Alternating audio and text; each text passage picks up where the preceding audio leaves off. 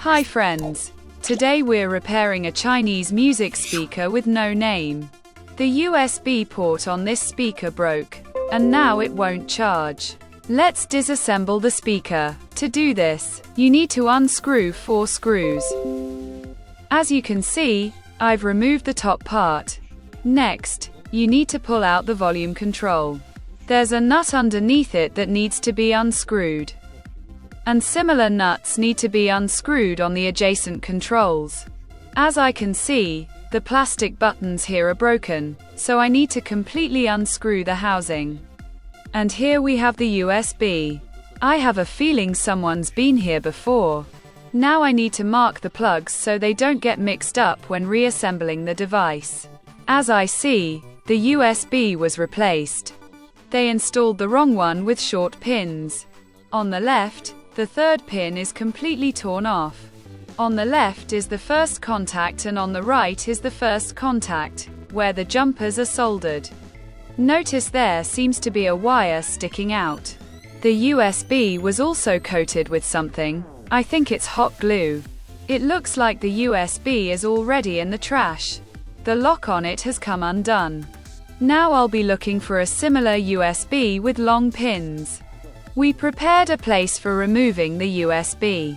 I applied thermal tape to the plastic components near the USB to prevent them from melting. Turn on the hairdryer and heat it up.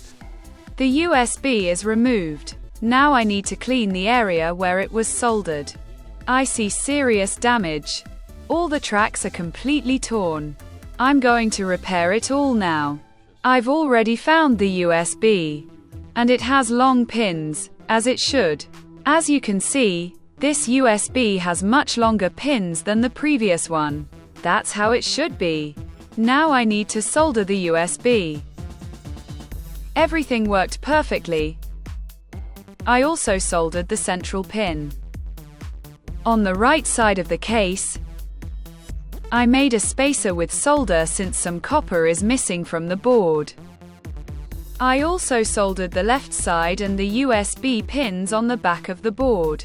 Now we need to test the board's operation after the repair and USB replacement. We connect the charger, and as you can see, the LED indicator lights up, indicating that 5 volts are now being supplied to the board. The speaker started charging, but a new problem arose. The speaker automatically increases and decreases the volume. I recently lifted the circuit board containing the variable resistors that control the volume, and lo and behold, the pins have come loose from the board. It seems something fell on the speaker and damaged the housing. Even the plastic volume control is cracked. Now I need to resolder the 3 pins of this volume control. I also discovered another problem. The plastic buttons are broken. I tried soldering them, but unfortunately, it didn't help.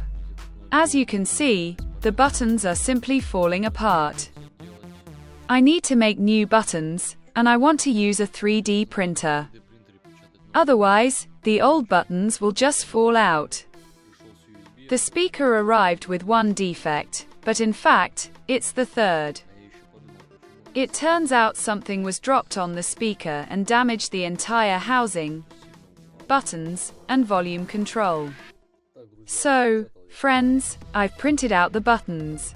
This is what they look like. There are 3 holes in the top that hold the buttons in place. Now I need to reassemble the case and test it out. Unfortunately, the end of the video is lost, and only 1 photo remains. As you can see, the buttons fit perfectly and work perfectly. The speaker is charging, as you can tell by the red indicator. That completes the repair. See you in the next video. Bye.